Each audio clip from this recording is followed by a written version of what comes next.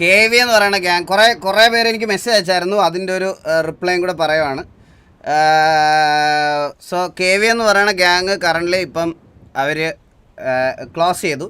അതായത് ക്ലോസ് ചെയ്തെന്ന് പറഞ്ഞാൽ ഇപ്പോൾ അവരിനി ഇപ്പോഴേ അതിനകത്തുനിന്ന് കുറേ പേര് ഇറങ്ങി. കെ വിയിൽ കുറേ പേര് ഇനി കളിക്കുന്നില്ല എന്ന് പറഞ്ഞായിരുന്നു. കളിക്കുന്നില്ല എന്ന് പറഞ്ഞാൽ കുറേ പേര് ഇറങ്ങിയതായിട്ട് അവർ പറഞ്ഞു. കുറച്ച് ആൾക്കാർ നമ്മുടെ അടുത്ത് ഇങ്ങനെ കെ വിയിൽ ആരെങ്കിലും നമ്മളിപ്പോൾ റിക്രൂട്ട് ചെയ്തിട്ടുണ്ടോ അവരെ വിളിച്ചിട്ടുണ്ടോ എന്നുള്ളൊരു കാര്യം ഇതുപോലെ വന്ന് ചോദിച്ചായിരുന്നു. കറൻ്റ്ലി നമ്മൾ റിക്രൂട്ട്മെൻറ്റ്സ് ഒന്നും എടുത്തിട്ടില്ല.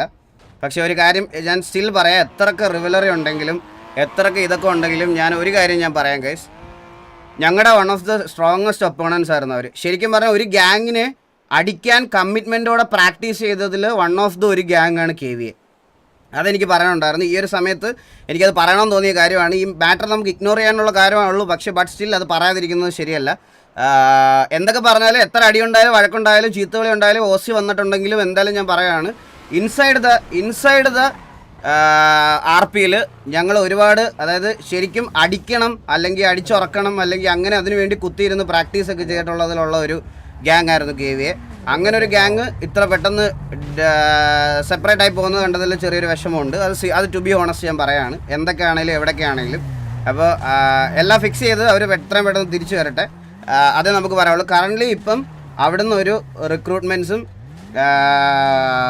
നമ്മളിപ്പോൾ എടുത്തിട്ടില്ല. ഒരു റിക്രൂട്ട്മെൻറ്റും കാര്യങ്ങളും ഒന്നും കറൻ്റ്ലി ഇപ്പോൾ ഇവിടെ ഇല്ല, എടുത്തിട്ടില്ല. അത് ഞാൻ ഓൾറെഡി പറയാണ്. കാരണം കുറേ പേര് ഇതുപോലെ ചോദിച്ചായിരുന്നു, ഇന്ന ആളെ ടി വിയിലെടുത്തോ, ഇന്ന ആളെ അവിടെ നിന്ന് എടുത്തോ, ഇന്ന ആളെ എവിടെ നിന്ന് എടുത്തോ എന്നുള്ളത്. അപ്പം നമ്മൾ ആ ഒരു കാര്യത്തിൽ വെറുതെ കൈസ് ഇപ്പോൾ ഇനി അവരുടെ ഓരോ ഡിസ്മാൻഡിലായി അതായി എന്നൊക്കെ പറഞ്ഞ് ഓരോ വീഡിയോസ് വരും.